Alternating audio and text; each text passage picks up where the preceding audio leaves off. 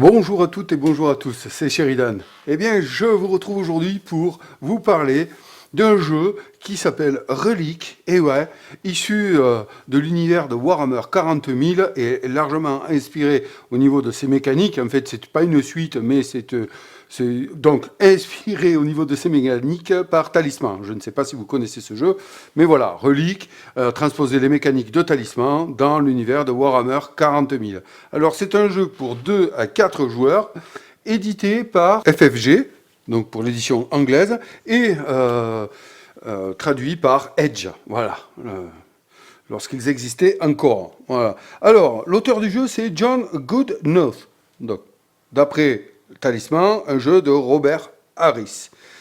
La traduction française donc par Edge, les crédits de Edge pour la traduction, le traducteur c'est Nicolas Doguet, la relecture Grégory Penn et la mise en page c'est Edge Studio. Alors voilà, donc on se trouve dans l'univers de Warhammer 40 000 qui, je vous l'avoue, m'est complètement inconnu. Et ouais, je ne connais absolument rien à cet univers, donc je ne vais pas me permettre de m'étaler sur le lore de cet univers-là. Ceux qui connaissent s'y retrouveront sans doute. Moi, je vais me contenter de vous parler des mécaniques de ce jeu, et puis voilà, et puis peut-être un peu d'histoire à un moment donné pendant le jeu, mais voilà, ça va s'arrêter là parce que je suis un inculte, pardonnez-moi mes amis. Alors, dans ce jeu, qu'est-ce qu'on va faire? Eh bien, c'est simple. On va se balader avec nos personnages. Chaque joueur va endosser le rôle d'un personnage qui va être représenté sur le plateau par des bustes. Eh oui, ce n'est pas courant. Hein, voilà. Donc, chaque joueur va prendre une couleur correspondant à son plateau de jeu et va afficher ici dans un buste, hop là, ce support qui va permettre de promener le buste tout au long des cases. Voilà. Ça, c'est une première chose. Alors, il est comparé par certains au jeu de loi. Alors, figurez-vous que je ne comprenais pas.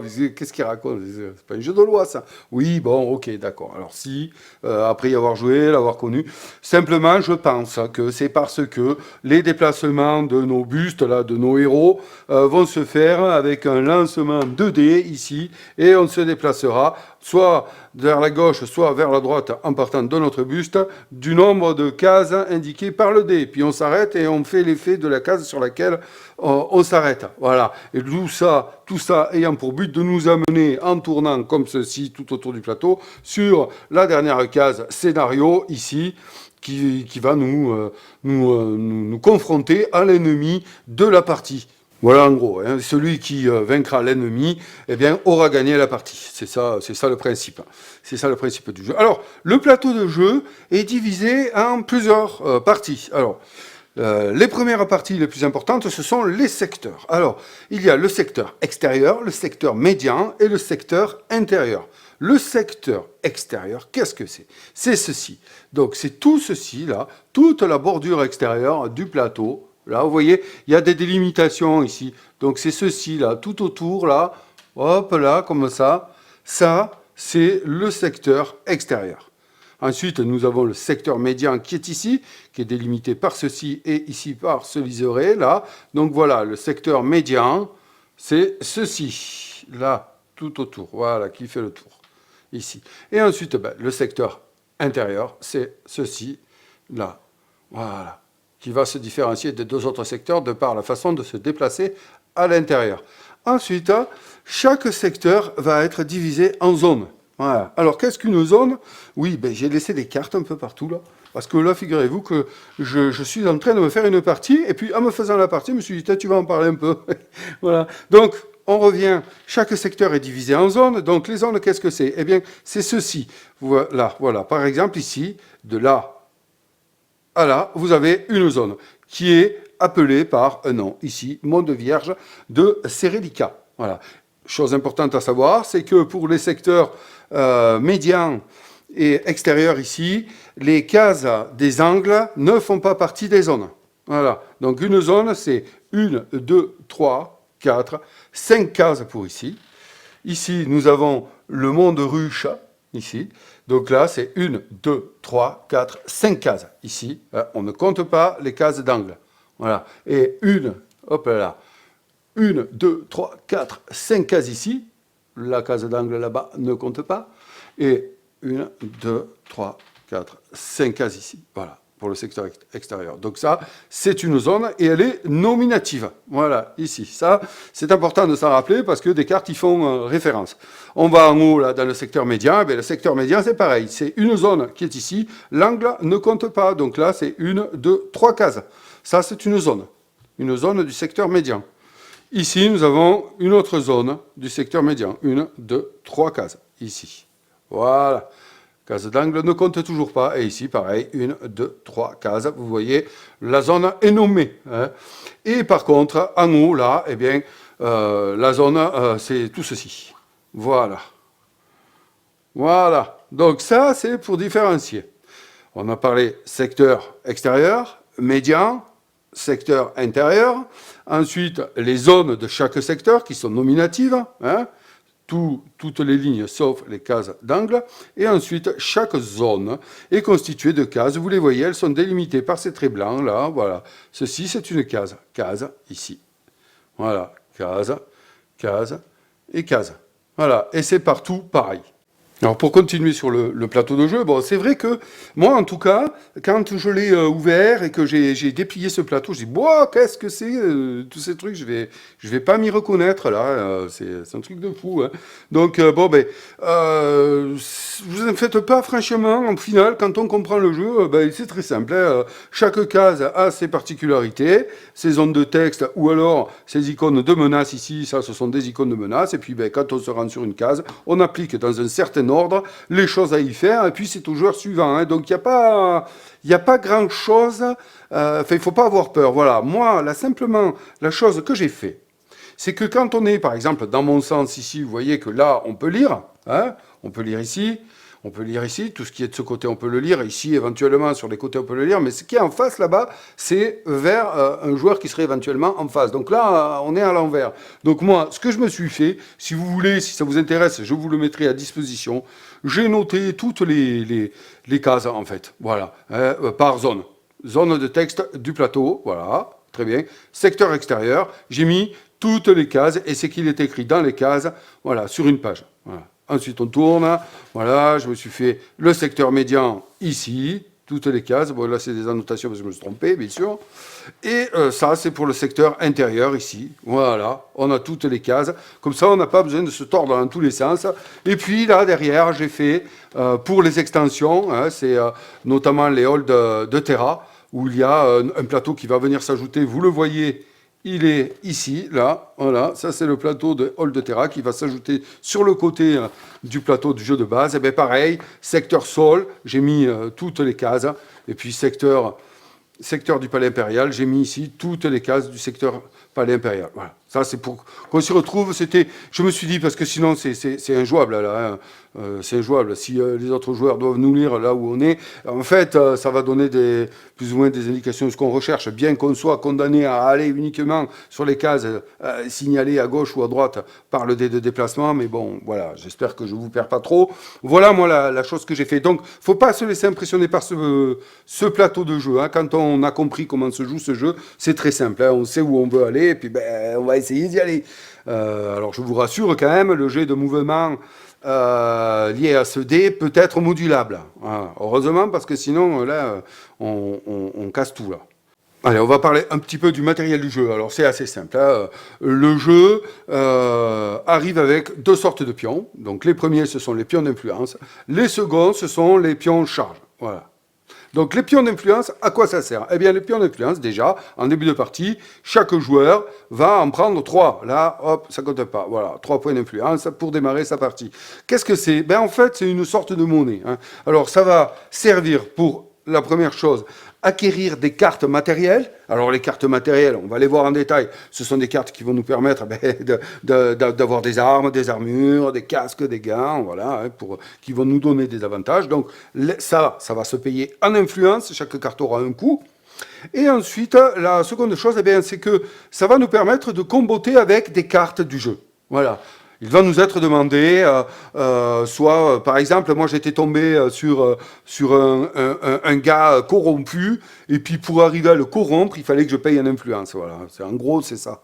C'est ça. L'influence va être appelée par des cartes pour permettre de comboter. Et aussi pour faire des actions, pour se donner des capacités d'action supplémentaires lorsqu'on résoudra des phases de texte de certaines cases du plateau ici. Ensuite, bon, les pions charge ici, c'est simple. Hein, lorsqu'on va acquérir des objets liés aux cartes matérielles, ou alors, il me semble bien, sur certaines cartes aussi, il va être demandé de positionner des jetons charge sur ces cartes-là. En fait, ça va représenter charge. Hein, le nombre de fois dont on va pouvoir se servir de cette carte-là. À chaque fois qu'on va s'en servir, eh bien, on va retirer un pion charge de la carte, on le remet dans la défausse, et si l'objet ou la carte ne contient plus de jetons charge, eh bien, on la défausse, on ne peut plus s'en servir. Voilà. Il existe des cartes qui vont permettre de remettre des charges sur un objet ou sur une carte. Allez, on va regarder maintenant un peu le matériel du joueur. Alors, la première chose à voir, c'est ceci. Donc ça, c'est le compteur joueur, le plateau joueur, en quelque sorte, qui va contenir les différentes jauges des caractéristiques et des points de vie. Donc ici, nous avons la caractéristique force. Hein. Donc, chaque joueur va démarrer à un niveau de départ correspondant à celui indiqué sur sa fiche de personnage. On va le regarder juste après. Donc celui-ci, c'est la force, celui-ci, c'est la volonté, celui-ci, c'est l'astuce. Ça, ce sont les trois caractéristiques. Voilà. Ensuite, ici, nous avons le compteur de vie qui, pareil, ces trois compteurs vont être positionnés en début de partie en fonction des valeurs indiquées sur la fiche de personnage. Ici, nous avons un marqueur ici qui va symboliser des niveaux. À chaque fois qu'un personnage va monter de niveau, eh bien, ce marqueur-là va se déplacer sur cette échelle. Alors bon, là, ça ne vous parle pas parce que forcément, il manque la fiche de personnage. Elle est ici. Donc, en début de partie, chaque joueur va choisir ou tirer au sort un personnage en fonction de l'accord fait entre les joueurs. Je pense que normalement c'est tiré au sort, il me semble, je ne me rappelle plus, excusez-moi. Mais bon, voilà. Donc ici nous avons la jauge de niveau, voilà, qui correspond, on va le positionner comme ceci, là, voilà, qui correspond ici, pour qu'on le voit bien, je vais, excusez-moi, manœuvrer un petit peu, voilà, on ne le voit pas mieux. Ici. Voilà, donc on va le positionner sur la case de départ. Ici, nous allons positionner, excusez-moi, le pion, le picot, hein, qui va se balader sur l'échelle de niveau ici. Ici, nous avons le niveau de départ, et là, nous avons plein de symboles que nous allons voir ensemble ensuite, et à chaque fois que nous allons monter de niveau, nous gagnerons les bonus indiqués sous le picot de l'échelle de niveau ici. Ensuite, là, on va la regarder un peu plus. Donc nous avons ici la limite de pouvoir. Qu'est-ce que c'est que la limite de pouvoir? C'est le nombre de cartes pouvoir qu'un joueur va pouvoir avoir en main. Voilà. Donc vous voyez que quand il est ici au niveau 1, on va dire, eh bien, il peut avoir une seule carte de pouvoir. Quand il va monter ici sur les 3 cases, il pourra en avoir 2 en main, la 3, la 4. Voilà. Ensuite, nous avons, on va venir ici, nous avons en dessous, ici, la limite d'atouts. Qu'est-ce que c'est que les atouts? Eh bien, ce sont des cartes sur lesquelles il y aura le mot-clé marqué atout. Voilà, c'est un peu récurrent sur les jeux FFG, ça marche en mots-clés, celui-ci ne déroge pas à la règle. Ici, par exemple, là, voilà, vous voyez sur cette carte un signe du monde chapelle. Nous avons ici le mot-clé atout, équipement, mais atout en premier. Donc, cela va être des cartes qui vont compter dans la limite d'atout ici pour ce personnage-là, qui est l'inquisiteur de l'Ordo Malleus. Il ne peut posséder en main que 8 cartes atout. Ensuite, la case de départ, eh bien, c'est la case de départ sur laquelle notre joueur va positionner le buste de son personnage au départ de la partie. Ici, ruines abandonnées qui sont dans le cercle extérieur ici, voilà, on peut les voir ici. Donc là, en début de partie, eh bien, je positionnerai mon buste de départ qui fait partie du matériel du joueur de départ. Et je vous en ai un peu parlé. Voilà. Voilà, on le positionnerait ici sur les ruines abandonnées. Alors, on continue. Ici, nous avons les niveaux de départ des caractéristiques, hein, sauf la vie qui, attention, ce n'est pas une caractéristique, hein, c'est ses points de vie. Donc là, voilà, nous avons en force 3, volonté 4, astuce 2. Donc ça, on revient ici sur le plateau joueur où les jauges sont indiquées, eh bien, en début de partie, on va mettre la jauge au point correspondant du niveau de départ de notre personnage à la force 3. Donc on va tourner en 3. La volonté 4, on va tourner et on va le mettre sur 4 ici. Voilà. Ici, l'astuce à 2, c'est peu, mais c'est comme ça, l'astuce, ouais. Manque d'astuce. Excusez-moi, petit problème. Voilà. Et ici, nous avons le compteur de points de vie qui va être positionné pour ce personnage-là sur 5. Voilà. Donc ça, c'est pour faire le rapport entre le plateau joueur et la fiche personnage.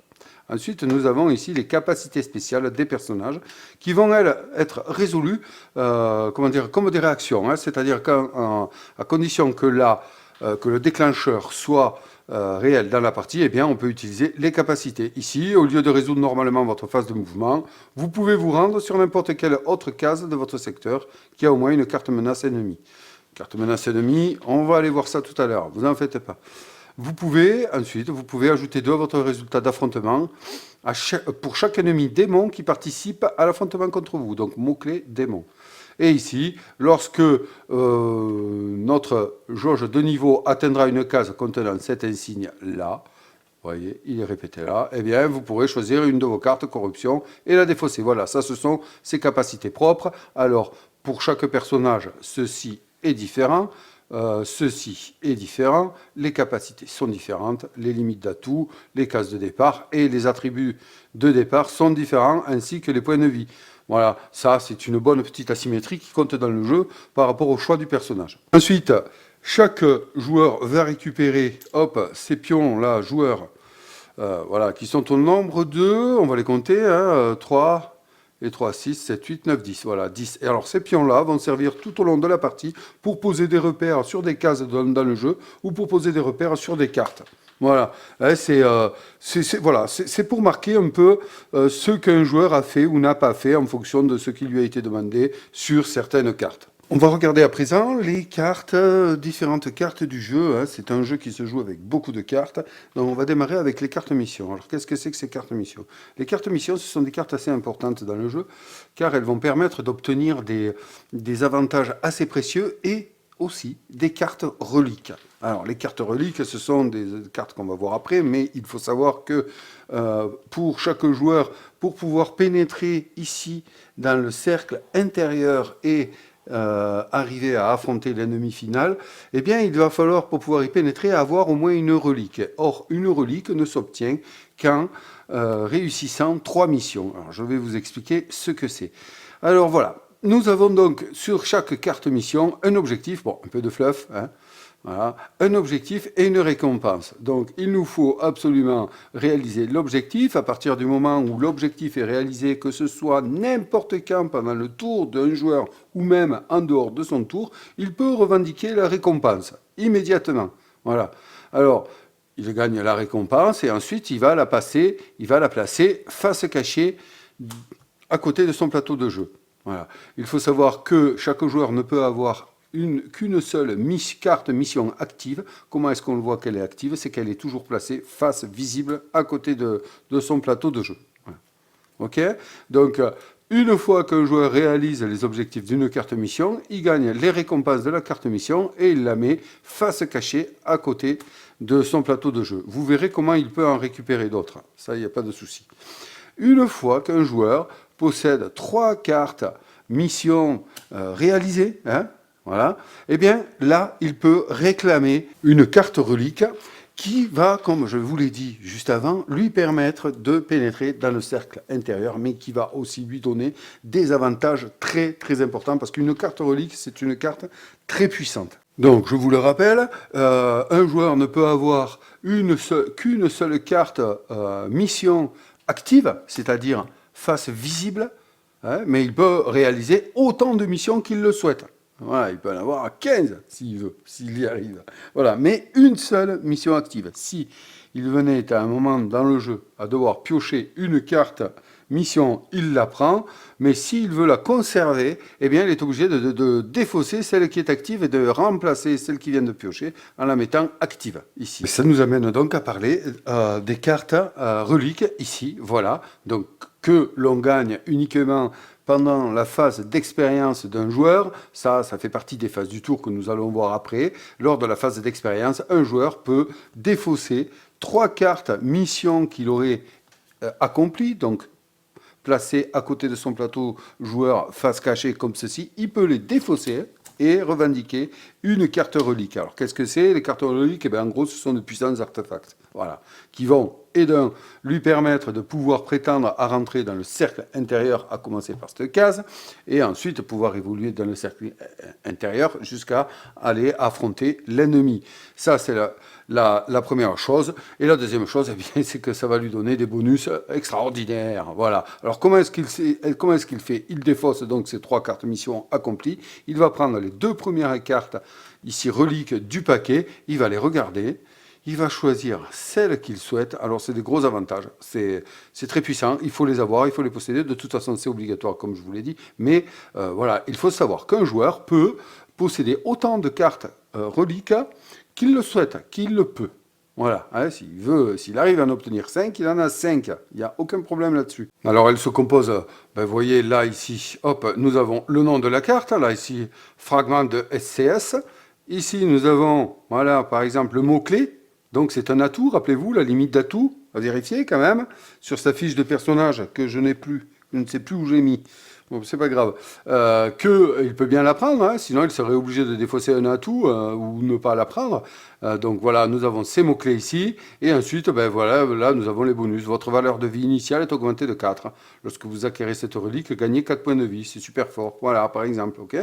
Donc il choisit la carte qu'il veut, ensuite il la met près de son plateau de joueur et il prend le paquet de reliques où il va remélanger la relique qu'il n'a pas choisie et puis ben voilà, il met à disposition le paquet pour les autres joueurs. Ensuite, nous allons voir les cartes matérielles. Voilà, alors qu'est-ce que c'est que ces cartes matérielles? En gros, c'est là-dedans que les joueurs vont pouvoir trouver des armes, des armures et des équipements. Voilà. Alors, on va pouvoir les acquérir de 2 façons principales. La première, c'est se rendre ici sur une case bien spéciale qui s'appelle ici la flotte Antias, où il est marqué sur les textes une possibilité d'acquérir des cartes matérielles comme ça en les achetant avec de l'influence. Vous savez, ces jetons-là, dont je vous ai parlé précédemment. Chaque joueur démarre la partie avec 3 influences, mais on peut en gagner régulièrement de par des effets du plateau ou des effets de cartes. Donc, en dépensant ici la valeur indiquée en haut à gauche, eh bien, un joueur peut acquérir des cartes matérielles. Vous voyez, les coûts forcément varient. Ils varient aussi en fonction de la puissance de l'objet, hein. Voilà. Donc, on peut posséder autant d'objets que l'on veut. Attention à bien regarder les mots-clés ici. Par exemple, ici, c'est un atout. Armure, certes, mais c'est un atout.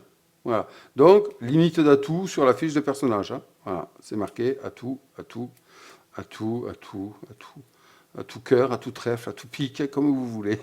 Voilà, hein, vous le voyez. Et donc là, ces cartes, elles sont assez importantes dans le jeu, forcément. Elles vont nous permettre de nous stuffer, quoi, hein, voilà, hein, d'être assez costaud pour aller jusqu'à l'ennemi, le premier, et à le vaincre.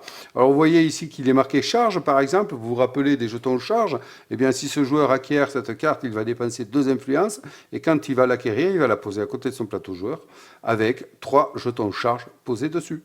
Et ensuite, on se réfère au texte. Si vous perdez un affrontement de force, vous pouvez dépenser une charge de cette arme, de cette carte, pour prévenir une perte de points de vie lors de cet affrontement. Voilà, bon, on enlève. Quand cette carte ne possède plus de jetons charge, eh bien, elle est défaussée.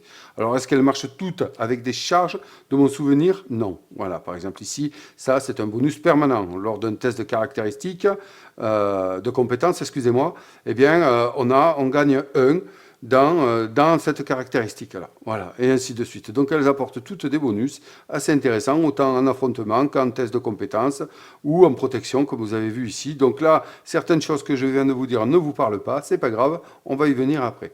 Regardons à présent les cartes pouvoir, elles ont ce dos-là, voilà. Donc les cartes pouvoir, ben c'est pareil, ce sont encore des cartes qui vont nous aider, à nous booster, et aussi à modérer certains jets de dés aléatoires. Alors autant les jets de dés aléatoires pour le mouvement, pour les affrontements et pour les tests de compétences. Comment? Eh bien, en utilisant la carte pouvoir que nous aurions en notre possession, en utilisant ce chiffre ici, voilà, hein, qui n'est pas le même partout, 3, 2, 5. Par exemple, je veux faire un déplacement, voilà, ben, avant de jeter mon mon dé de déplacement, j'utilise cette carte pouvoir pour ce chiffre-là, ça, et donc je vais me déplacer de 3 et je défausse la carte. Je veux faire un jet de dé avant de jeter mon dé, eh bien je dis que j'ai fait 3. Voilà, je pose 3. Voilà, après je défausse la carte. Soit on les utilise donc pour ceci, ou soit on les utilise pour leur effet ici. Là, la récupération rapide. À jouer à la fin de votre phase d'expérience, réajustez votre vie à sa valeur initiale. Voilà, donc ça, ce sont des cartes voilà, que l'on va pouvoir obtenir sur certaines cases du plateau, en aussi dépensant de l'influence sur ces certaines cases pour obtenir un maximum de cartes de pouvoir. Attention, comme je vous l'ai dit précédemment, il y a une limite de pouvoir. Donc ici, par exemple, tant que ce joueur-là se tient, attendez, je vais vous mettre la piste, tant que ce joueur-là et dans ces 3 cases-là, voilà, il ne peut obtenir qu'une seule carte de pouvoir. Voilà. Posséder. Là, il peut en posséder 2, là 3, là 4. Hein. Ça, il ne faut vraiment pas oublier dans le jeu. Hein. Il ne faut pas trahir le jeu comme ça. Donc, si jamais un joueur devait piocher plus de cartes que sa limite, eh bien pareil, il choisit celle qu'il conserve et il défausse les autres. On regarde à présent les cartes corruption. Les cartes corruption, c'est un bon principe dans le jeu, c'est assez intéressant. Donc on peut les prendre. En gros, elles vont faire muter le joueur de façon positive ou négative. Ça dépend. Il y a certaines cartes qui peuvent être positives, mais bon, il ne faut pas rêver non plus. Hein. Alors, ces cartes-là vont servir à mesurer, entre autres, vous allez voir, je vais vous expliquer, vont servir à mesurer la corruption qui s'imprègne dans notre personnage. Chaque joueur a un seuil de corruption de 6. Si un joueur possède 6 cartes corruption, qu'elles soient cachées ou visibles, eh bien, il est corrompu et à ce moment-là, il doit prendre un nouveau personnage en suivant quelques étapes à faire. Donc en fait, son personnage, en gros, quasi tous les avantages acquis sont perdus. Son personnage est perdu et il doit en choisir un nouveau pour repartir de plus belle. Mais bon, ça, faut vraiment éviter parce que là, ça fout tout en l'air, quoi. Hein. C'est tellement long d'arriver à avoir un personnage assez costaud. Si on le perd à cause de la corruption, c'est vraiment dommage. Alors, on la gagne souvent dans les affrontements, on la gagne en faisant des mauvais choix, mais on peut s'en débarrasser hein, régulièrement au cours du jeu. Hein. Vous l'avez vu, par exemple, ici, sur le plateau de ce joueur, ici, là, vous avez vu qu'il a un effet vous pouvez choisir une de vos cartes corruption et la défausser. Hein, vous voyez. Donc il y a quand même multiples façons de pouvoir se défausser de cartes corruption. Et notamment aussi sur certaines cases du plateau. Hein, voilà, je ne sais pas si je l'ai dit, mais bon, voilà, je me répète. Alors, qu'est-ce qu'une carte de corruption? Et surtout, comment ça marche? C'est-à-dire que quand un joueur va devoir piocher une carte corruption, il va la piocher, il va pas la montrer, il va la retourner, et puis il va aller regarder ce chiffre ici, là. Et ça, c'est super important. Ça s'appelle activer une carte de corruption. Si ce chiffre ici est supérieur, attention, supérieur au nombre de cartes corruption qu'il aurait déjà à côté de son plateau, eh bien, on ne la retourne pas. On la laisse face cachée. Et à ce moment-là, ce joueur n'a aucune corruption active. D'accord? Si, mettons, ce joueur-là avait 2 cartes ici, là, comme ceci, voilà, et qu'il retourne, qu'il pioche celle-là, il regarde, il voit 3, aïe, aïe, aïe, là, elle compte, hein, ça fait ça, donc là, 3 n'est pas supérieur au nombre de cartes qu'il a finalement à côté de lui, et donc celle-ci va être posée à côté, donc elle compte toujours, il a 3 corruptions, mais celle-ci va être retournée et va compter comme corruption active, et donc son effet ici va être actif tout le temps. Ici, retourner cette carte face cachée et piocher une carte corruption. Ok, très bien. Donc en gros, celle-ci n'aurait pour effet que de lui donner une seule carte corruption là, ce qui lui en fait 3, mais il l'oblige à en piocher une autre. Donc pareil, il va retourner, il va regarder. Ici, 4, pas de bol. Pas de bol, en fait, il en a 1, 2, 3 et 4. Donc c'est pas supérieur au nombre de cartes corruption qu'il possède, donc elle va devenir active, et donc cette carte gagne le bonus d'affrontement suivant. Eh bien, vous voyez, c'est une mutation positive pour ce joueur-là, car il va avoir un bonus lors d'un affrontement, un bonus de 2 dans n'importe quelle caractéristique de son choix, de son personnage, parce que la couleur est grise. Voilà. Donc, Peut-être que là, vous ne comprenez pas encore, mais vous allez comprendre quand on sera dans les affrontements. Voilà. Donc là, en gros, ce qui se passe, c'est qu'il a une, deux, trois, quatre cartes corruption, dont une carte corruption active. Attention, au bout de 6, le joueur atteint son seuil de corruption et il est corrompu, il perd son personnage et est obligé d'en prendre un nouveau. Alors important, hein, admettons que ce joueur-là, voilà, qui a 4 cartes, là, repioche une autre carte à un moment donné par un effet de jeu, bim, il regarde, ouh là là, pas de bol, bam, c'est 3, donc là, hein, c'est pas supérieur, hein, il en a 1, 2, 3, 4, 5, et là c'est 3, donc là celle-ci va devenir active avec son effet. Donc, hop, il va la mettre face visible. Tout ça pour vous dire qu'un joueur peut posséder plus d'une carte corruption active. Hein, et plus il en a, plus il est en danger. Parce que bon, là c'est bien, mais là c'est pas bien. Voilà. Donc il y a des effets plus ou moins néfastes pour le joueur. Mais bon, on arrive quand même à gérer ça. Hein. Un joueur qui se retrouve avec trop de cartes corruption, soit il faut se tête baissée, soit eh bien, il aime être corrompu. Allez, on va regarder les cartes menaces à présent. Donc là, les cartes menaces, c'est le gros paquet du jeu, quoi. Regardez, alors on a des cartes menaces jaunes, des cartes menaces bleues et des cartes menaces rouges. Donc là, c'est voilà, hein, c'est en gros, c'est les cartes qui vont rythmer le jeu au final. Ces cartes-là vont être piochées régulièrement lorsqu'un joueur va arriver sur une case du plateau, peu importe où, peu importe dans quel secteur. Vous voyez ici, il y a des symboles comme des tampons de cire ici aux couleurs. Ici, par exemple, si un joueur venait sur cette case, termine son mouvement sur cette case, il doit immédiatement piocher 2 cartes menaces du paquet bleu ici. Voilà, ici, une carte menace du paquet rouge. Voilà, et ainsi de suite. Hein. Vous voyez, chaque case, il y en a qui n'en ont pas. Il y en a qui en ont. Voilà. Donc là, 2 cartes du paquet jaune. Voilà. Donc ça, c'est la façon de piocher les cartes menaces. C'est une chose. Alors, ces cartes menaces, ils ont essayé de les rendre assez thématiques. Donc, chaque paquet va correspondre à des ennemis, des rencontres, des événements ou des atouts. On peut trouver dans chaque paquet ces différentes cartes-là. Donc, les paquets de menaces rouges vont comporter des cartes dont la caractéristique la plus répandue sera la force. En gros, si un personnage a une caractéristique force élevée, il va être peut-être plus assuré de gagner des affrontements en allant sur des cases où il y a ici le symbole menace rouge. En gros, attention, c'est pas systématique. Voilà. Donc, et ces cartes-là auront la plupart du temps le trait orc. Alors c'est important parce que certaines missions, par exemple, vont demander de combattre des ennemis orcs dans tel secteur. Donc on va être obligé d'aller essayer de se déplacer dans tel secteur pour combattre ces ennemis. Et on sait qu'on a plus de chances de trouver des orcs dans le paquet rouge.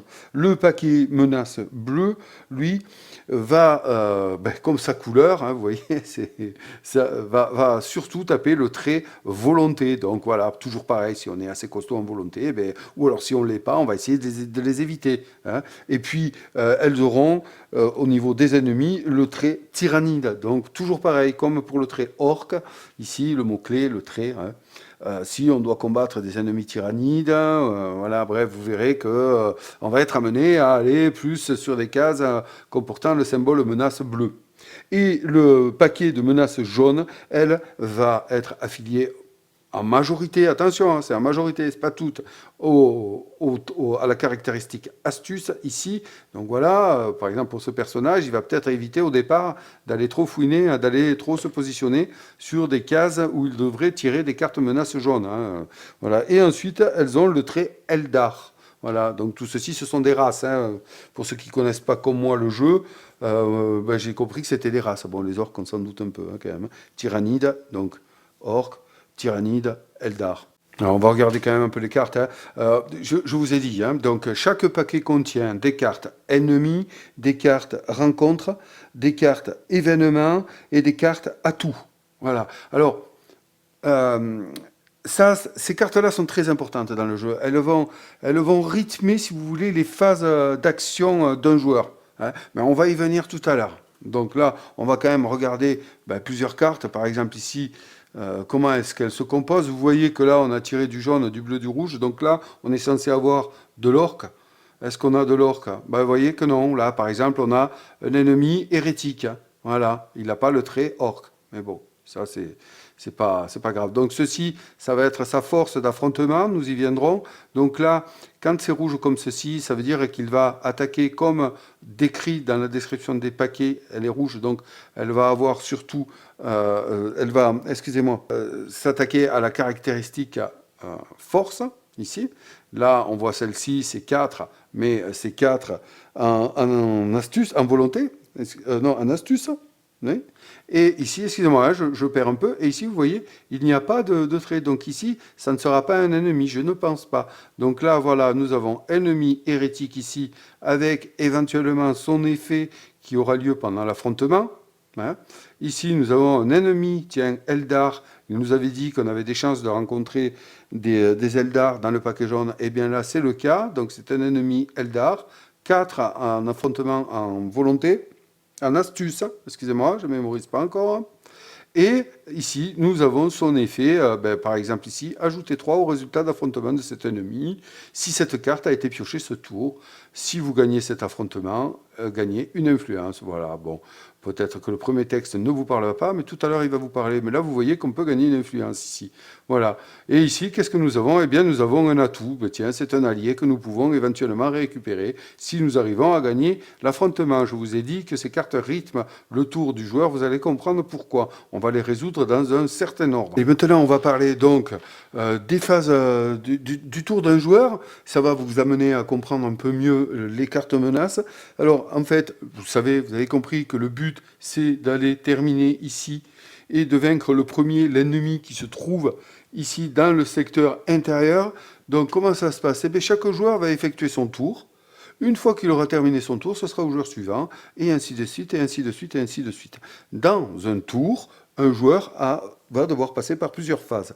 4 phases. Donc la phase de mouvement, la phase d'exploration, la phase d'engagement et la phase d'expérience. Une fois ces 4 phases effectuées, c'est au jour suivant de jouer. Chaque joueur dont c'est le tour s'appelle le joueur actif. Comme d'habitude avec les jeux FFG, j'ai envie de dire, et c'est ça qui est bien, on n'est jamais perdu quand on connaît un peu cet éditeur. Donc, il va être appelé le joueur actif une fois qu'il a joué, dans l'ordre des aiguilles d'une montre, c'est au joueur suivant de jouer, et ainsi de suite, et ainsi de suite, et ainsi de suite, jusqu'à ce qu'un joueur arrive à vaincre l'ennemi final. On va passer donc à la première phase d'un tour d'un joueur, c'est la phase de mouvement. C'est quoi? Phase de mouvement. Hop, je suis ici. Eh bien, je vais prendre un dé, ou alors, rappelez-vous ce que je vous ai dit par rapport aux cartes pouvoir, ou alors, je vais décider, avant de jeter le dé, d'utiliser une carte pouvoir pour sa valeur numérique ici, appelée valeur de pouvoir. Donc, soit je décide de jouer cette carte pouvoir pour la valeur de pouvoir ici, je la défausse et je me déplace de 4 de gauche vers la gauche ou vers la droite, comme je veux, au sens horaire, anti-horaire, comme je veux. D'accord? Mais avant de jeter le dé. Ou alors, je décide de jeter le dé. Et là, si je jette le dé, je suis obligé d'aller au bout de mon jet de dé. 3. Donc là, je vais décider d'aller 3 vers la gauche, 3 vers la droite. Bon, là, je ne sais pas, je pars au hasard. Je vais 3 vers la droite. Allez, je fais 3. 1, 2, 3. Voilà, les amis, ma phase de mouvement est terminée. Alors ça, c'est simple. Voilà, soit on joue une carte de pouvoir pour sa valeur de pouvoir, soit on jette le dé. Il peut aussi y avoir des cartes qui vont modifier ces effets-là de pouvoir, notamment au niveau du dé, ou alors par exemple ici, là vous avez vu, au lieu de résoudre normalement votre phase de mouvement, vous pouvez vous rendre sur n'importe quelle autre case de votre secteur qui a au moins une carte menace ennemie. Une carte menace, on l'a vu, hein, ce serait une carte comme ceci, là, avec le mot-clé ennemi sur n'importe quelle case de mon secteur. Je me trouve dans le secteur extérieur, donc ça veut dire tout autour, là, hein, tout le secteur hein, extérieur. Voilà, je pourrais décider de me déplacer directement sur une case ennemie. Et il y a d'autres cartes ou d'autres capacités qui permettent de modifier la phase de mouvement. Alors, cette phase de mouvement-là, jeter un dé ou utiliser une carte de pouvoir ou alors des capacités est bonne dans le secteur extérieur et dans le secteur médian, ici. D'accord? Vous vous rappelez, je vous expliquais ce qu'étaient les secteurs en début de vidéo.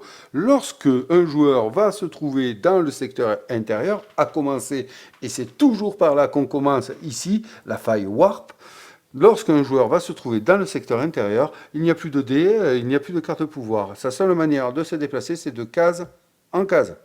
Voilà, comme ceci. Et il est obligé à chaque fois de faire ça, d'une case après l'autre. Donc ça peut être assez long, mais bon, et à chaque fois, il va résoudre ce qui se passe. Vous remarquez qu'il n'y a pas de symbole de carte menace ici. Il va résoudre le texte qui est écrit ici. C'est pour cela que, comme je vous l'ai dit, je vous l'ai montré la feuille, parce que là, pour lire, c'est pas facile.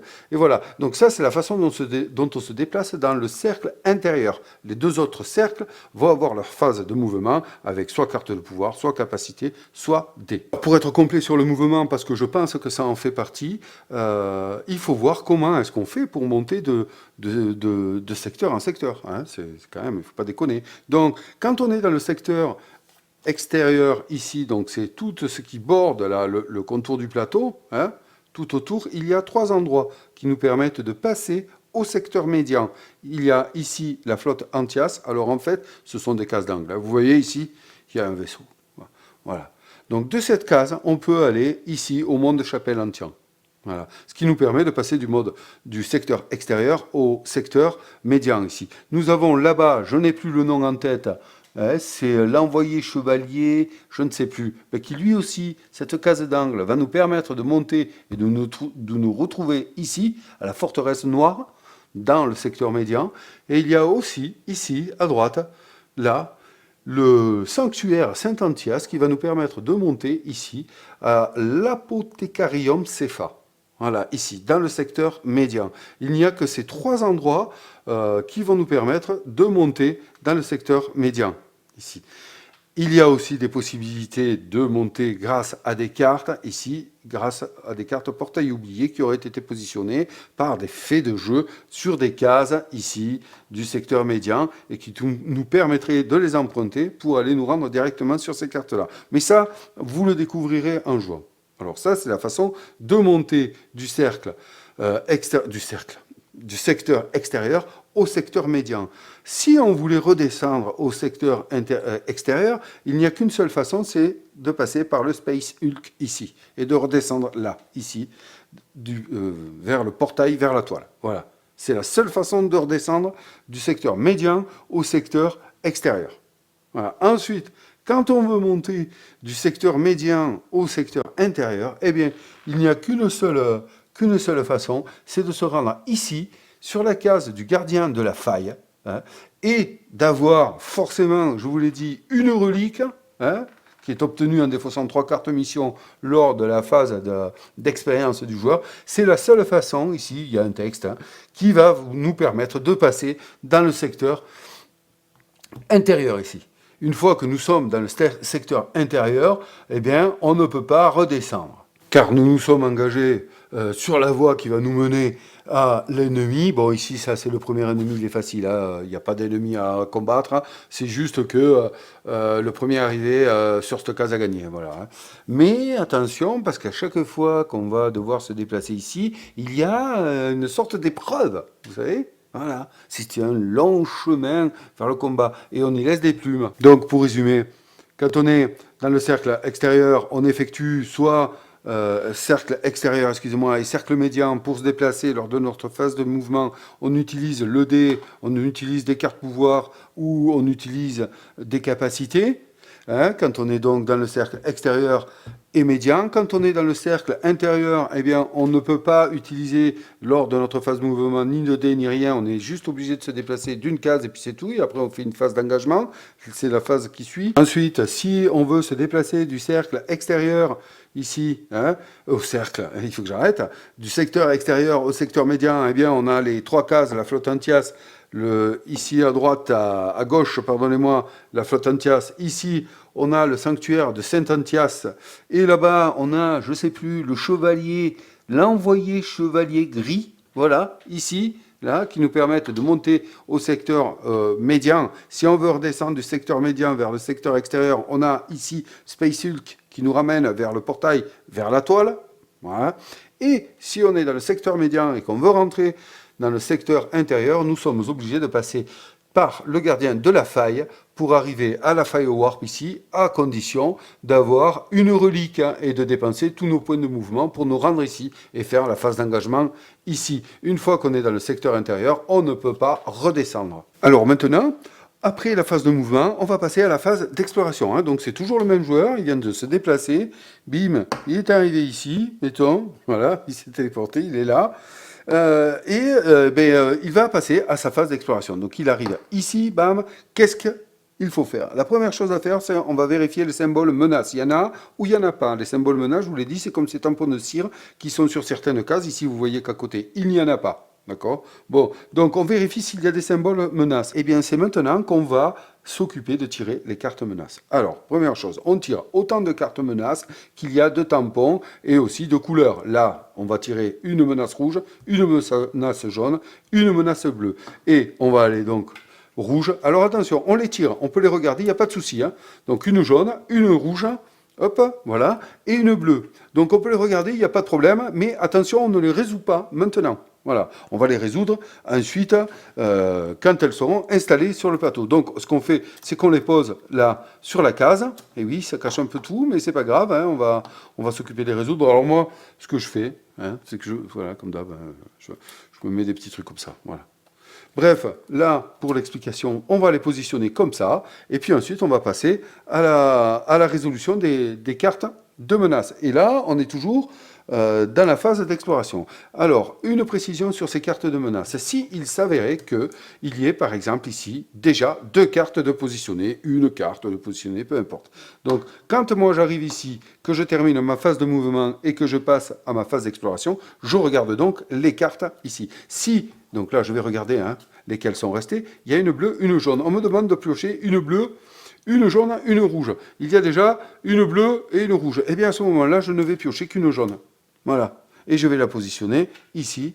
Hop, voilà, avec les trois autres. Voilà. On remet à chaque fois, en fonction du nombre de cartes déjà sur la case, on pioche uniquement que ce qu'il faut piocher. Et s'il y a déjà autant de cartes menaces sur la carte où j'arrive que ce qui est demandé là, on ne pioche pas de carte menace. Dernière chose à propos de ça, si jamais il n'arrive de piocher une carte menace avec ici un tampon de cire, vous voyez, qui correspond au symbole menace que l'on retrouve ici, eh bien cela veut dire qu'immédiatement cette carte-là rajoute un symbole menace à la case. Ce qui veut dire que, hop, par exemple, là, je défausse celle-là, je pioche celle-ci, bim, là, j'ai bien mes trois cartes menaces, il n'y a pas de souci, mais je viens de rajouter un symbole menace. Donc, je suis obligé d'aller piocher une autre carte menace ici et la mettre sur la case.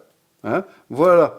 Donc, comme je vous l'ai dit, on ne fait que les piocher, on résout tout ce que je viens de vous expliquer, et ensuite, on va passer à la phase d'engagement. Donc ça, c'était la phase d'exploration. Allez, on est sur la phase donc maintenant d'engagement, on vient de faire la phase de mouvement, la phase d'exploration, on va passer à la phase d'engagement. Qu'est-ce qui se passe? Eh bien, c'est là qu'on va commencer à s'intéresser réellement aux cartes que l'on a piochées. Or, je vous avoue que quand on joue, on le fait simultanément, la phase d'exploration et la phase d'engagement, bon ben voilà, on sait ce qu'on va avoir. Alors, elle a un ordre bien précis. La première chose à faire lorsque on est dans la phase d'engagement, c'est de résoudre les événements, donc les cartes avec le mot-clé événement, ensuite les cartes avec le mot-clé ennemi, les cartes avec le mot-clé rencontre, et ensuite les cartes avec le mot-clé atout. Voilà. Donc en gros, on va regarder ici, qu'est-ce qu'on a? On a un événement. Bien, on sait que celle-là, on va la résoudre en premier.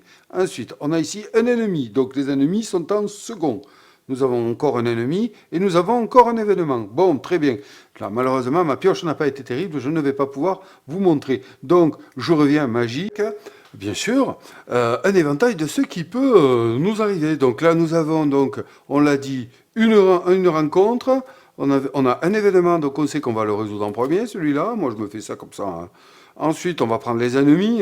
Combien on en a? On en a deux. Et puis, on a une rencontre. Donc, en gros, ça va se symboliser comme ça. Si on avait un atout, eh bien, on va le mettre là et on va le résoudre en dernier. Donc, voilà, l'ordre dans lequel on résout les cartes menaces dans la phase d'engagement sont d'abord les événements, les ennemis, les rencontres et les atouts. Donc on démarre avec l'événement, on résout donc l'événement. Chaque joueur peut piocher une carte corruption pour gagner une astuce. Chaque joueur. Donc là, on l'annonce.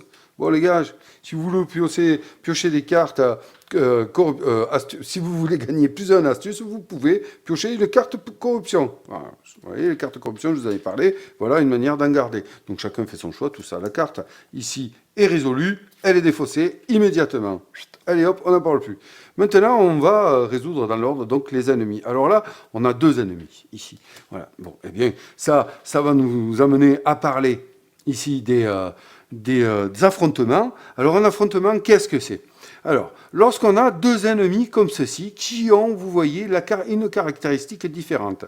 Hein. Celui-ci va nous attaquer sur l'astuce, et celui-ci va nous attaquer sous la force. Eh bien, là, le joueur actif va décider dans quel ordre il affronte l'ennemi. D'accord ?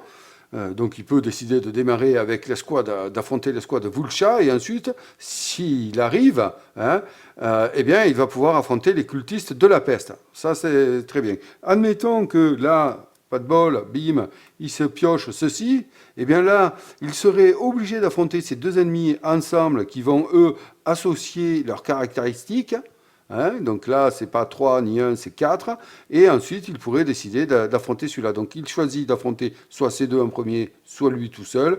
Mais si dans la phase d'engagement, il a pioché des ennemis de même caractéristiques, il est obligé, il s'allie les deux ennemis, donc il est obligé de les affronter ensemble. Alors comment se passe un affrontement? Un affrontement c'est simple, on va dire par exemple qu'il affronte bien tout ça, voilà, il tombe comme ceci, il a ces deux-là, donc là il choisit qui il va affronter en premier. On voit que là, l'affrontement en fait c'est cette icône-là, vous voyez, il y a la force et puis il y a comme un halo autour du truc. Alors je vais essayer de vous trouver une carte qui le représente peut-être un peu mieux. Non, c'est tout pareil. Vous voyez, il y a un halo ici. Et bien ça, c'est un affrontement, donc c'est un combat. Alors comment est-ce que ça se passe? Bien, mettons, notre joueur va décider d'affronter ici l'escouade Vulcha. Donc, qui ont 3 en force. La première chose à faire, c'est se préparer à l'affrontement. Alors, lors de cette étape, le joueur va pouvoir décider d'utiliser n'importe quelle carte. Vous voyez, regardez, j'ai un truc là. Ici, là, vous voyez, celle-ci, là. Voilà, ça, c'est le symbole affrontement. Voilà. Ça, ce serait une aide, l'épée de force. Vous pouvez dépenser une charge de cette carte pour utiliser ce bonus d'affrontement. Malheureusement, ce bonus d'affrontement est bleu. Donc ça, c'est un bonus qui aide sous volonté. Mais notre ennemi, lui, nous combat sous la force. Donc là, il ne nous serait pas, bien qu'elle s'appelle épée de force, elle ne nous serait pas utile. Hein, voilà. Donc, c'est à ce moment-là que le joueur, s'il en possède, va utiliser toutes ces cartes qui peuvent l'aider. Alors, il est à préciser que dans le cas où un joueur aurait des objets, enfin des cartes matérielles comme ceci, comme je vous ai montré, mais avec le bon symbole là, c'est dommage, là, je ne vous montre pas le bon symbole, il faudrait... Où sont-elles mes cartes là? Voilà, là, tiens, par exemple, on va mieux le trouver, vous allez voir. Là, ici, tiens, encore un, mais là, c'est pas la force, c'est l'astuce.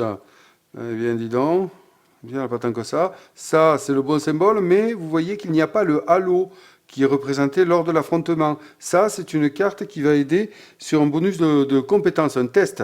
Donc là, c'est pas ce que je cherche. Voilà, ici, nous avons le Voltaire Assaut. Bon, mais mettons que ce joueur-là et ces deux cartes objets, hein, matériels, ça c'est important, eh bien, il faut savoir qu'il ne peut utiliser qu'un seul des bonus.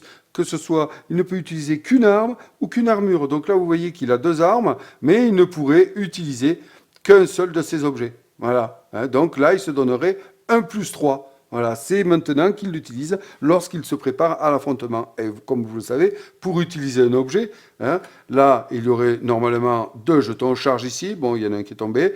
Et bien là, il serait obligé de dire, bon, j'utilise mon bolter d'assaut, je lui enlève une charge, je me donne un bonus de +3. Tiens, il n'y a plus de charge, je défausse l'objet. Alors, une fois qu'on en est là, eh bien maintenant, on va lancer le dé de l'ennemi. Alors, attention, mettons, oui, c'était bien celui-ci qu'il affrontait, il me semble. Oui, non, c'était pas celui-là. C'était celui-là. Alors, on va regarder, d'abord, quand même, il faut regarder ici l'effet de l'ennemi avant de balancer le combat. Là, par exemple, au début de cet affrontement, faites un test astuce 8. Si vous échouez, ajoutez 2 au résultat d'affrontement de cet ennemi. Vous voyez, là, on a un test d'astuce à faire. C'est ici que les symboles comme ceci que nous aurions sur des armes ou autres cartes qui ne comportent pas le halo, là, hein, vous voyez la différence ici, là. Voilà. Ça, c'est pour un affrontement et ça, c'est pour un test. D'accord? Si ce personnage-là avait un objet comme ça pour s'aider, il aurait pu l'utiliser pendant son test. En astuce, il aurait fallu qu'il soit jaune. Bon, ben là, il est bleu, il en a pas. Donc là, il est marqué qu'au début de cet affrontement, on fait un test d'astuce. Donc là, on fait un test d'astuce ici. 2, il a 2 en astuce. Il lui faut faire un test d'astuce 8. Il va jeter un dé. Il n'a rien pour s'aider. Il jette, bim, il fait 1. 1 plus ici sa caractéristique, eh ben, ça fait 3. Donc il ne réussit pas le test, puisque pour réussir le test, il aurait fallu qu'il égale ou qu'il dépasse le niveau. Donc là, il échoue, et donc il va ajouter 2 au résultat d'affrontement de cet ennemi. Donc il faut en tenir compte. Hein.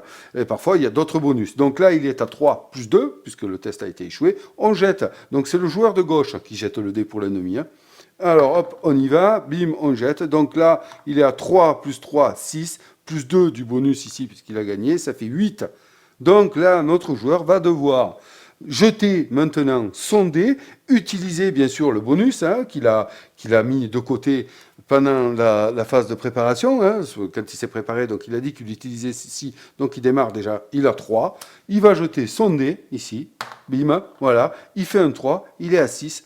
Lui est à 3 et 3, 6, 7, 8. Eh bien, l'affrontement est gagné par l'ennemi orc. Alors, il est à savoir, lors de l'affrontement, avant de passer au résultat de l'affrontement, il est à savoir que si, que ce soit le jet de l'ennemi ou le jet ici du joueur, fait un 6, eh bien là, c'est une petite idée qu'ils ont eue, je suppose. Bim, le dé explose. Donc alors, on voit ça comme on veut. Une intensité de pouvoir se dégage, soit de l'ennemi, soit de notre héros. Le dé explose et à ce moment-là, eh bien, on le met ici, 6. Eh bien, on a le droit de rejeter un dé. Et ça, c'est magique. Voilà, bam, 2. Donc là, ça ferait 6 et 2. Plus le score ici de force. Attention, j'ai oublié ça. Oh. J'ai oublié. Donc, voilà, là, notre héros ferait 6, ici, c'est sa force, puisqu'il combat sous force. Il ferait 12, 12 et 2, 14. 14, il explose l'ennemi, d'accord? Et un dé peut exploser plusieurs fois. Mettons, je fais un 6 là, je rejette un dé ici, là, ça fait 12, hein, et puis j'en rejette un derrière, hein, et ainsi de suite. Voilà comment on peut arriver à faire des gros scores. Bon, après, il faut faire 6. Je récapitule. Lors de la phase d'affrontement, le joueur va se préparer à l'affrontement, il va pouvoir utiliser des objets, des cartes pouvoir ou autres, hein, voilà. N'oubliez pas que certaines cartes pouvoir ont ici hein, le nombre de pouvoirs, là, ici.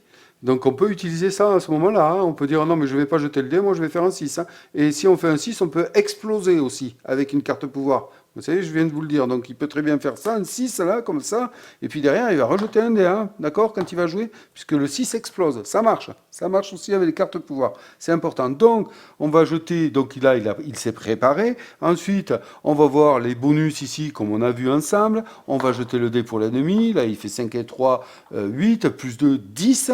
Ensuite, eh bien, hop, là, notre joueur a utilisé sa carte de pouvoir. Mettons, il explose. Donc il va jeter ici. Il fait, il fait 6, il réexplose. Là, ça fait 12, 12. Ouais, il réexplose encore. C'est n'importe quoi, ça m'arrive jamais. Les pouvoirs, là, donc 1. Bon, mais ça va, là, il a 18, 19.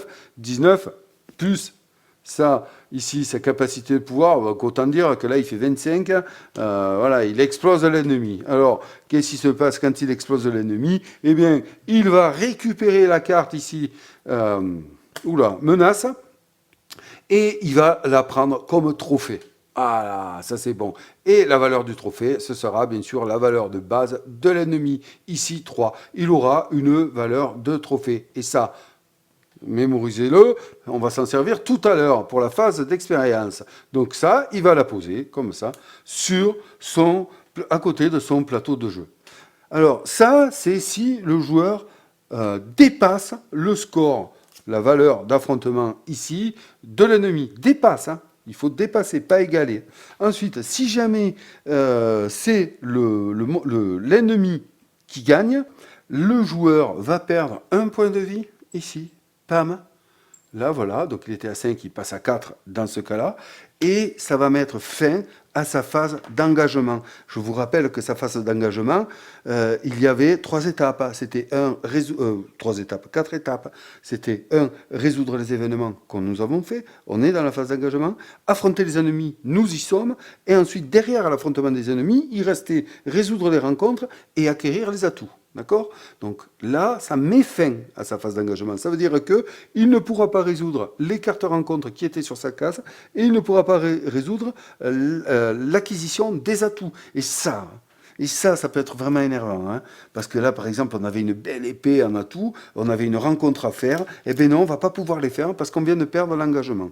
D'accord? Donc, par contre, si le joueur gagne l'ennemi et donc son affrontement et qu'il n'y a plus sur sa case d'ennemis à combattre, là, il va pouvoir passer à la phase de rencontre. Ensuite, si c'est une égalité, eh bien là, le joueur actif ne perd pas de points de vie, mais ne gagne pas non plus de trophées. C'est-à-dire que forcément, il ne va pas prendre la carte, comme je viens de vous l'expliquer, du monstre vaincu, puisqu'il ne l'a pas vaincu. Hein. C'est une égalité, donc il ne va pas la prendre. Elle va rester ici sur sa case, mais sa phase d'engagement prend fin immédiatement.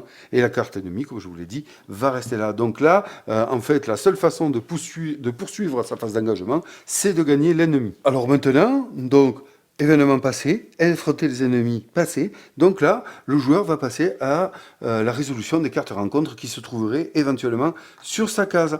Donc ici, nous l'avons vu, bon, ben, cet ennemi a été pris comme trophée, voilà, bam, c'est fait. Il reste ici une carte qu'on regarde, eh bien, c'est une rencontre. À ce moment-là, il va la résoudre. Voilà.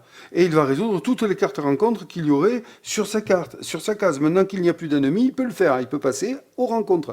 Et attention, il ne peut résoudre qu'une seule fois la carte rencontre. La plupart du temps, les cartes rencontres vont rester sur la case une fois lues. Elles ne sont pas défaussées. Hein. Celles-là, elles restent en jeu. Ou alors, elles vont être déplacées. Alors là, par exemple, ici, placez cette carte sur n'importe quelle case de la zone du front perdu. Ah ben, vous voyez, c'est ce que je vous disais, les zones, c'est important. Donc la zone du front perdu, elle est ici. Voilà. Donc une zone, on l'a bien dit, c'est ceci, ici. Hein. Les cartes d'angle ne comptent pas comme une zone. Donc ici, nous avons 1, 2, 3 cases. Donc là, il est marqué, positionnez cette carte sur n'importe quelle case du front perdu. Voilà. Puis, si cette carte est sur votre case, vous pouvez défausser une carte et un trophée pour gagner une mission accomplie. Voilà, génial. Là, une mission accomplie, c'est top. Donc là, ben, par exemple, ce joueur va décider de la mettre là. Voilà. Donc là, il n'est pas sur sa case, donc ça y est. Il vient de résoudre cette rencontre. S'il y en avait eu d'autres, eh bien, il aurait résolu les autres restantes sur sa case. Alors maintenant que la phase résoudre les rencontres est terminée, on est toujours dans la phase d'engagement. Hein, c'est l'étape résoudre des rencontres de la phase d'engagement. Il peut passer, s'il y en a sur sa case, oh ben tiens, il y en a une. Il peut passer à l'étape acquérir les atouts. Donc s'il y a des atouts sur sa case, qu'est-ce que c'est les atouts? Ben, c'est des cartes composant, vous le savez maintenant, comportant le mot-clé atout. Eh bien, il y en avait une ici. Tiens, qu'est-ce que c'est? Une archi militante. Soit, très bien.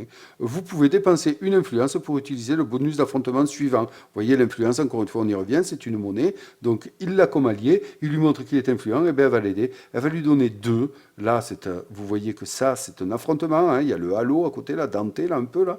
De 2. Lors d'un affrontement, il peut augmenter la caractéristique de son choix. On n'oublie pas, caractéristique, c'est force, astuce et volonté. Voilà, hein, c'est pas vie. Vie, c'est pas une caractéristique. Voilà. Et donc là, comme il est gris, eh bien, il peut l'utiliser pour une des 3 lors d'un affrontement suivant. Donc il la prend. Attention à bien vérifier que sa limite d'atout marquée sur sa fiche joueur n'est pas dépassée, hein, et qu'il peut la prendre. Vous voyez, limite d'atout 8. Ici, mot-clé atout. Donc si c'est le cas, eh bien, il peut décider de la prendre, mais il doit en défausser une autre pour arriver à sa limite. Très bien. Il l'impose à côté de son plateau joueur et elle est maintenant active. Voilà, et bien là nous en sommes arrivés donc à la fin de la résolution des cartes menaces. Donc ça fait partie toujours de la phase d'engagement. Maintenant, nous allons passer à l'étape B de la phase d'engagement, qui est résoudre la zone de texte. Si une zone de texte se trouve sur la case où nous y sommes, maintenant que nous avons tout résolu, et nous sommes encore dans la phase d'engagement, donc vous voyez ce que l'on peut rater si on rate l'affrontement contre un ennemi, hein, on va rater quand même pas mal de choses, les rencontres, les atouts, et la résolution de la zone de texte. Si on s'était rendu sur cette case en espérant pouvoir la résoudre, ben, on est... Voilà. Donc ici, par exemple, il y a marqué, vous pouvez dépenser un point de mouvement pour aller sur la case portail vers la toile. Bon, ben là, on ne peut pas la résoudre, on n'a plus de point de mouvement, ce sera pour le tour suivant. Voilà. Mais bon, vous voyez, certaines cases ont des textes, je ne vais pas tous vous les faire, vous les découvrirez en jouant. C'est très intéressant, ça fait partie du gameplay du jeu, qui est finalement pas si... Hein, on parle de jeu de loi, il ne faut quand même pas déconner. Bon, bref, voilà. Donc, ça, c'est fini. Une fois qu'on a résolu la zone de texte, hein, eh bien, alors bon, si, allez, une précision quand même sur les zones de texte. Parfois, eh bien, il y a deux encadrés. Bon, voilà, hein, ben, là, on choisit soit celui-là, soit celui-là. Alors, de ce que j'ai compris, par contre, pour en terminer là, la résolution de texte n'est pas obligatoire, hein. On peut très bien décider d'arrêter, de ne pas faire la résolution du texte. Comme là, par exemple, vous l'avez vu, elle n'est pas pour ce tour-là, hein. Donc voilà, ici, donc là, quand il y en a deux, ben, si aucune des deux ne nous intéresse ou qu'on ne peut pas les remplir, ben, on ne les résout pas. Et notre zone, notre phase d'engagement se termine. Voilà. Donc ça, c'était la dernière étape de la phase d'engagement. Je vous la répète. En premier, on résout les cartes de menace en faisant les événements. On affronte les ennemis. Si on a vaincu les ennemis, on peut continuer la phase A, donc de résoudre les cartes de menace de la phase d'engagement. Wow! Donc on passe à résoudre les rencontres, on acquiert les atouts s'il y en a.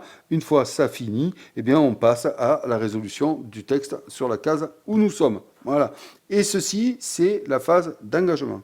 Une fois la phase d'engagement terminée, on va pouvoir passer à la phase d'expérience, qui est une phase, ma foi, très intéressante, car expérience, dit expérience, hein, voilà, monter en puissance, bien entendu. Donc, la première chose, elle se passe, elle, en 3 étapes. Voilà, ça fait beaucoup, mais vous inquiétez pas, c'est rapide quand on a compris le jeu, hein, c'est simple. Donc, première chose, on va dépenser des trophées, ensuite on va gérer des cartes missions, et ensuite on va défausser les cartes annexées. Allez, donc, première étape, c'est dépenser les trophées. Je vous ai dit tout à l'heure que lorsque un joueur gagne des ennemis comme ceci, il les prend, et il les prend comme trophée pour la valeur ici d'affrontement qu'ils ont. Là, on se fout complètement de la couleur, hein. C'est des trophées, hein. Ils sont suspendus d'un collier à un autre coup, hein, parce qu'on est des badass. Et ouais, donc là, il va pouvoir dépenser des trophées, des points de trophée. Pourquoi augmenter enfin de niveau? C'est là qu'on y est ici. Voilà. Et comment il va faire? Eh bien, pour une valeur de 6 points de trophée, il monte de 1 cran sur l'échelle de niveau ici. Donc, par exemple, ici, moi, j'avais, je sais pas, j'avais tout ça, c'est énorme. Donc là, je peux me faire 2 niveaux, là, si j'ai envie, vous voyez, et conserver celui-là, hein, bien sûr, voilà. Là, 2 niveaux, ouais, 3 et 3, 6 et 6, donc 12, je peux monter de 2. Si j'en avais plus, je pourrais monter de 4, de 5, de 6, je fais ce que je veux, je fais ce que je veux. Il faut savoir quand même que les points excédentaires sont perdus, hein, si je peux pas faire la monnaie, d'accord? Je sais pas, moi, si j'avais... une carte là, bon bref, vous avez compris, hein, je vais pas chercher, parce que si je dois aller chercher les cartes, on revient. Donc là, j'ai 6 et 6, 12, je peux monter de 2 niveaux. Si par exemple mon total de cartes m'a mené à 13, eh bien je monterai que de 2 niveaux et je ne récupérerai pas une carte de 1. Non, non, c'est perdu. Voilà, là c'est clair. Donc à ce moment-là, qu'est-ce qui se passe? Eh bien, je vais hop, augmenter ici de 1 niveau. Donc là, je dépense mes 6. Allez, hop, là je défausse dans la défausse de chaque paquet. Hein, je défausse 6, voilà, et je monte d'un niveau ici. Et de suite, comme j'étais ici sur ma case de départ, je vais vous le positionner là. Voilà, comme ça. Eh bien, de suite, comme je viens de monter, je vais gagner ici. C'est quoi ça? Eh bien là, je vais gagner 1 point dans ma compétence de force. Et ouais, c'est top. Là, on augmente. Et là, je vais gagner une carte de pouvoir. Hein. Alors attention, limite de pouvoir 1. Alors, je viens de m'apercevoir quelque chose, c'est que là, lors de cette phase, ils disent de défausser les cartes annexées, mais c'est marrant parce que normalement, on est censé les défausser lorsqu'on les pioche. Et là, apparemment, il y a une phase. Donc, cette phase, défausser les cartes annexées, ce serait éventuellement les cartes que nous gagnons maintenant. Voilà. Bon, ok, très bien.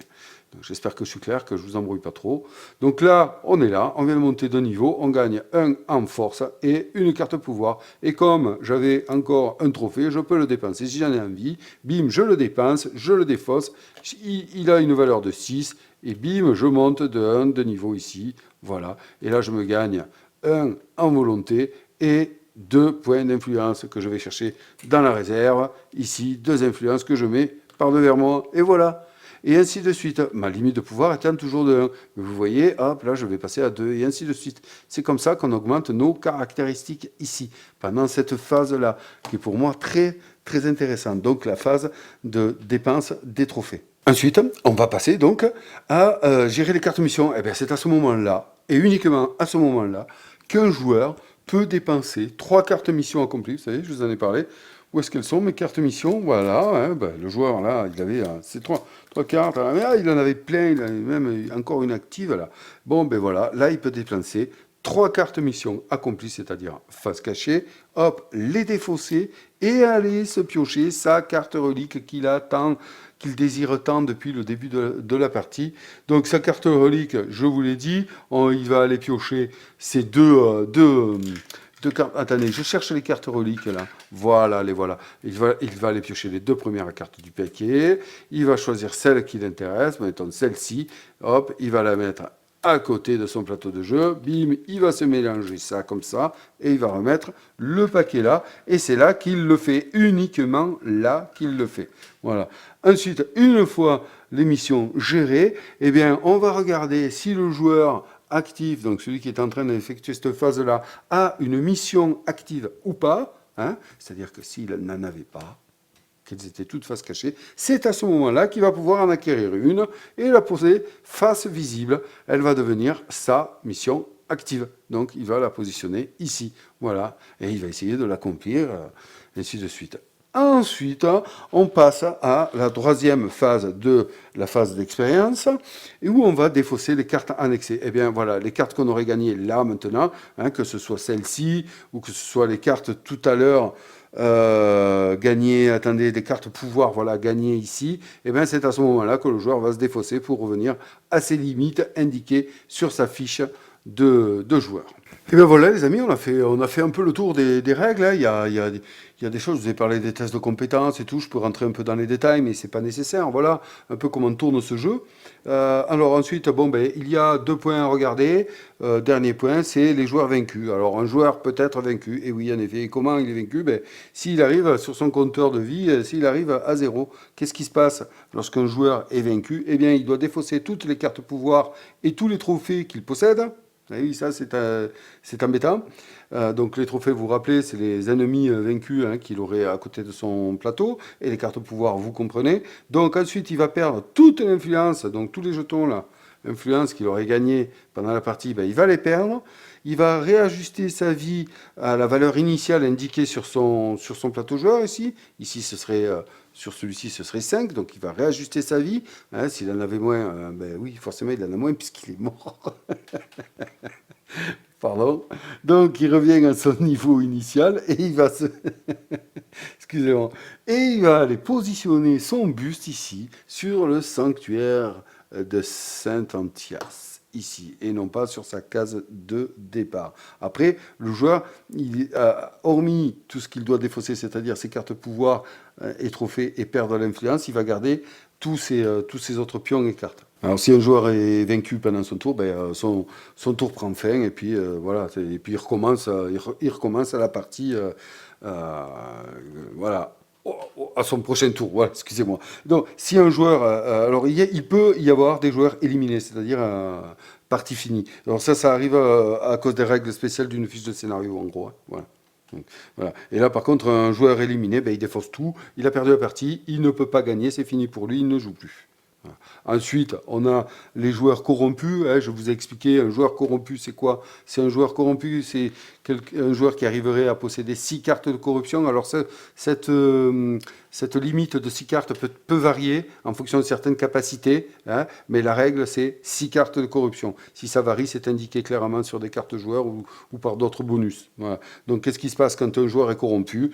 Eh bien, il va défausser, ben, voilà, à nouveau, hein, les cartes pouvoir, ses trophées et ses cartes corruption. Ça, c'est normal. Voilà, il est corrompu, il a pété le câble. Hein. Donc, il défausse ça. Il perd toute l'influence, pareil, hein, encore une fois. Hop, voilà, influence ici, il la perd. Il va recevoir un nouveau personnage. Donc, vous voyez, c'est terminé pour lui. Tout ce qu'il a, hein, voilà, tout ce qu'il avait réussi à gagner, ben, c'est terminé. Il va prendre une nouvelle fiche de personnage et il va ben, réajuster la vie, le niveau, les caractéristiques sur ses compteurs et il va placer son buste de personnage sur la case de départ du personnage. Après, tous les autres pions excusez-moi, les cartes et les pions autres que les cartes pouvoir, les trophées, les cartes corruption et l'influence sont gardés. Voilà, hein, donc des objets avec des charges, les reliques sont gardés. Hein, pour le nouveau personnage, voilà. Ensuite, ben voilà, le joueur, si il atteint son niveau de corruption pendant son tour, eh bien son tour prend fin, il rejouera au tour prochain. Alors voilà, on en a fini pour les explications. Alors, je vais vous faire un bref topo de la raison pour laquelle j'ai voulu vous faire ça. Donc, comme je vous l'ai dit en début d'explication, j'étais en train de jouer, puis je me suis dit, tiens, je vais en parler. Alors, j'étais en train de jouer, oui, mais comment? Ben, en fait, j'étais en mode schizo, hein, en mode schizophrène. Hein. Il y a pas, voilà, j'étais pas en train de jouer en solo. Entre-temps, j'ai coupé, je me suis fait une partie solo pour voir si c'était intéressant de vous en parler. Alors j'ai fait une partie solo sans mode solo. Il n'y a pas de mode solo hein, dans ce jeu-là. C'est un jeu pour 2 à 4 joueurs. Voilà. Il y a des extensions, bien sûr, qui ajoutent de nouvelles possibilités, notamment de jouer avec des Nemesis. Donc c'est assez intéressant. C'est d'autres modes de jeu, mais c'est un jeu quand même multi. Et c'est un jeu qui, je n'y ai pas joué, hein, comme je vous le dis, en multi encore, qui s'annonce quand même un jeu assez long pour moi, hein, je pense. Donc j'ai voulu vous en parler. Pourquoi? Ben, parce que je sais pas ce qui m'a pris. Je l'ai trouvé attrayant, puis je me suis dit tiens, parle-en un peu. C'est pas parce qu'il se joue pas en solo que après tout tu devrais pas en parler. Je ne suis pas une chaîne de jeux solo, je suis une chaîne de jeux que j'aime. Voilà, et donc j'avais envie de vous en parler un peu, et puis que vous fassiez votre opinion. Peut-être que ça peut vous intéresser de jouer ça avec des amis. J'ai trouvé le principe assez simple hein, au final. Hein, une fois qu'on a compris les phases, c'est bon. Puis il y a des aides de jeu, ça va, c'est pas compliqué à suivre. J'ai trouvé que ça, c'est un jeu qui pouvait se sortir finalement assez rapidement, mais qui, je le crains, risque d'être quand même assez long à plusieurs joueurs. Hein. Voilà, je le vois bien jouer à 3 maxi, moi, voilà, ce jeu, parce que c'est wow, ça m'a l'air assez compliqué. Bon, après, vous voyez là-bas, ça, c'est un plateau de l'extension les halls de Terra. Alors, Nemesis, je ne l'ai pas encore, l'extension Nemesis, je ne l'ai pas encore réellement exploré, hein, pour être tout à fait honnête. Donc, je ne sais pas vraiment ce que ça va donner, si ce n'est que ça amène des Némésis, donc bon, voilà, hein, peut-être des monstres qui vont nous pourrir la vie particulièrement, et puis que certains joueurs, enfin que les joueurs peuvent décider en début de partie d'incarner une Némésis plutôt que d'incarner un personnage classique comme ceci, voilà, avec des caractéristiques et des pouvoirs bien spécifiques. Voilà, hein, donc après je n'ai pas creusé un peu plus, peut-être que je vais, enfin peut-être, non, c'est sûr, je vais le faire. Je vais, pour mon plaisir personnel, je vais le faire. Je vais creuser un peu. Mais bon, est-ce que j'irai jusqu'à vous représenter une vidéo? Eh bien, je ne sais pas. Alors, on discute un peu sur le Discord avec des passionnés. Hein. Salut les gars, je me régale avec vous, c'est génial. Vous êtes bons. Et notamment, donc, oui, on discute. Et notamment avec Didier, là, qui lui a aussi ce jeu et qui vient de se traduire, là, parce que sur BGG, il y a des automas qui ont été créés. Et donc là, il vient de s'en traduire un. Il est en train de tester pour voir un peu ce que ça donne. Et moi, je me tâte à tester un automa sur ce jeu, voilà, pour voir un peu comment ça marche. Et est-ce que ça vaudrait éventuellement une présentation solo d'une partie solo? Ça, je ne sais pas du tout. Donc, c'est à voir, voilà. À voir avec Didier déjà pour voir son ressenti lui, puis moi voir si je le teste à mon tour et peut-être vous faire une vidéo, je ne sais pas encore. Voilà, en tout cas, voilà, ça m'a pris, c'est un coup de tête. J'ai voulu vous présenter ce jeu-là. J'en ai fait l'acquisition dernièrement. C'est pas un jeu solo, je le répète. Je vais le tenter à plusieurs joueurs parce que je pense qu'on peut passer un bon moment quand même là avec toutes ces opportunités là de placement. Là, je ne vous ai parlé uniquement que des règles, sans vous parler un peu de tout ça, mais il y a quand même un potentiel là, de passer un bon moment, je pense. Ouais, voilà. Eh bien écoutez, c'était une vidéo qui sortait un peu de l'ordinaire. J'espère que j'ai pu vous apporter un peu de compléments sur ce jeu pour que vous éventuellement vous puissiez vous dire bah, tiens il m'intéresse, je vais l'avoir. Il est vieux hein, ce jeu, hein, il est assez vieux. Mais bon ouais, pas mal. Je vais le garder je pense celui-là pour le tenter en multi. Eh bien je vous souhaite de prendre soin de vous, de passer du bon temps avec vos jeux de société et avec ceux que vous aimez et je vous dis à bientôt pour une nouvelle vidéo.